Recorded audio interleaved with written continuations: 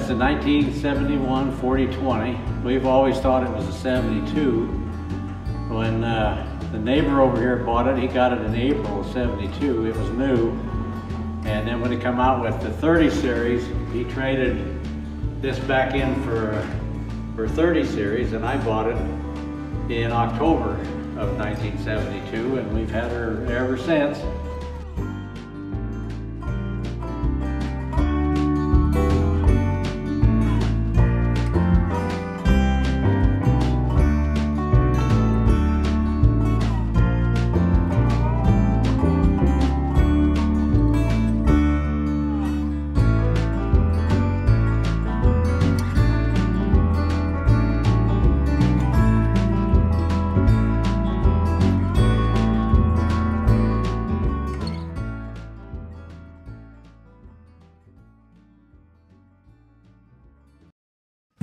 What did you enjoy most about farming?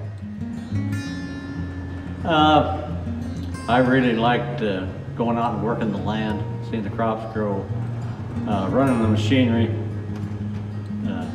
There's just nothing better than that for me. Kind of being your own boss, nothing better, and stuff like that, you know, and working on stuff and keeping it fixed up so when you go, you can go.